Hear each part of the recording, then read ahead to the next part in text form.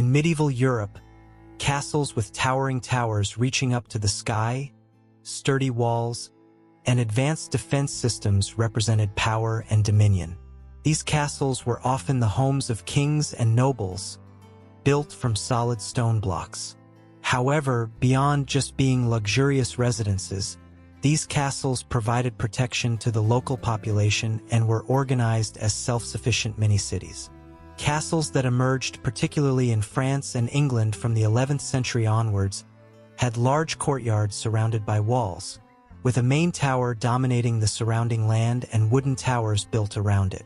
Siege technologies began to develop in the 12th century, leading to major castle construction activities in Europe under Norman rule.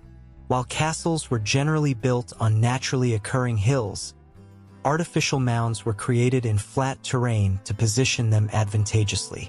From the 11th century, castle gateways were reinforced and fortified against sieges by additional measures. Features such as drawbridges and sliding gates were added to enhance defense. Throughout the Middle Ages, sieges often focused on the main gateways of castles. Drawbridges could be easily raised in the face of siege pains.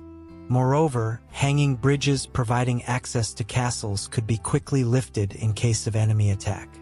However, around the 12th century, these bridges used in sieges were reinforced and made resistant to attacks.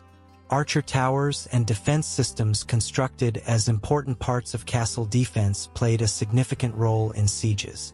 These towers provided both protection and a good vantage point against enemy soldiers. Defense was also reinforced with water-filled ditches, vertical pits, and a second wall built within the inner parts. By the 12th century, internal walls began to be constructed to protect castles and fortified towns. These inner walls were built to further challenge the enemy during sieges and strengthen defense. Long periods were required to complete large-scale sieges during this period. During sieges, castle defenders often hosted mercenaries, lords, or knights, while siege pains generally consisted of mercenaries, armies, and knights. Military camps in the Middle Ages were built to meet the needs of the troops and often resembled settlements similar to cities. With the development of siege technologies, ways to overcome walls and inflict damage on castles began to diversify.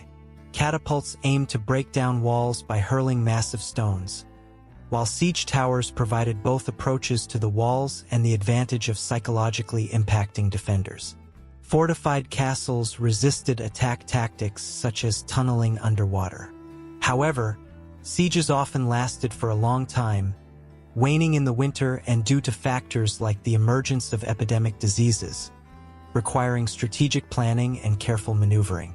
With the widespread use of gunpowder in the 16th and 17th centuries, the importance of castles began to decline.